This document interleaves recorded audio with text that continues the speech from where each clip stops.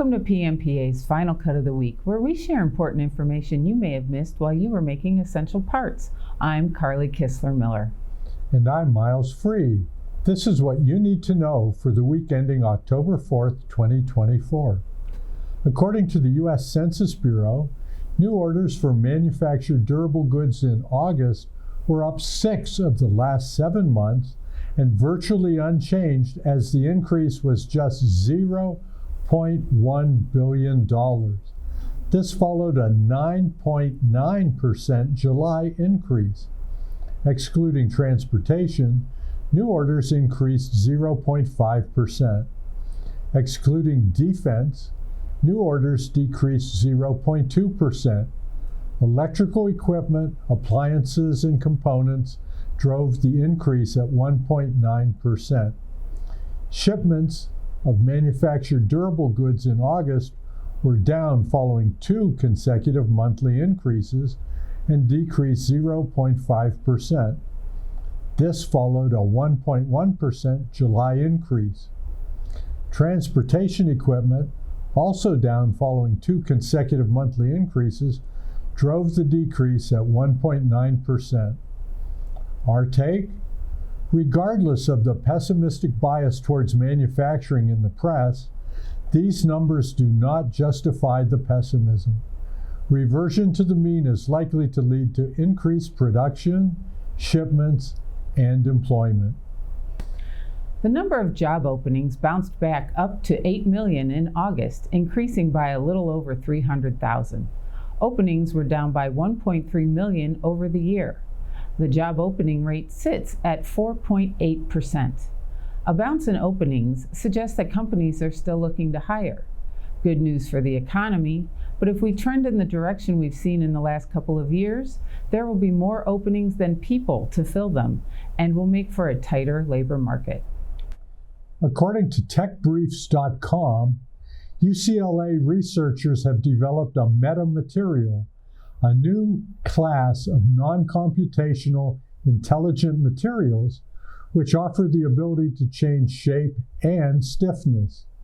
The researchers demonstrated suitability for soft robotics applications that avoids the particle jamming and other issues with prior methods. Shapeshifters are on their way, and there may be at-home and in-shop applications. The general concept of contracting cord metamaterials opens up the possibilities of building pre-programmed mechanical intelligence into robots or other devices. To see a short video showing this new material in action, go to PMPA.org and click on Final Cut of the Week. The Milwaukee Sentinel-Journal featured an article on manufacturing jobs in Wisconsin, which is full of facts to help with conversations with prospective employees, regardless of the state. Some facts include manufacturing jobs still pay 20% more than those in the service industry.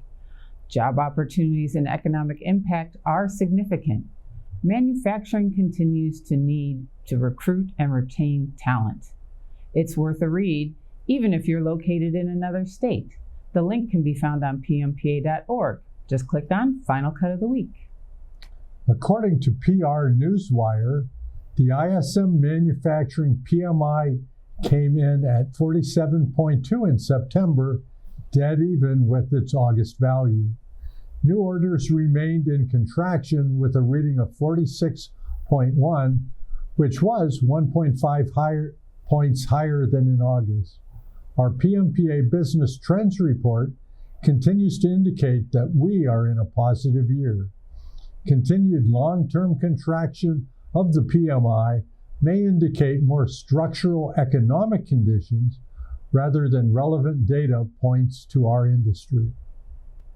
World crude steel production was 144.8 million tons in August 2024, a 6.5% decrease compared to August 2023.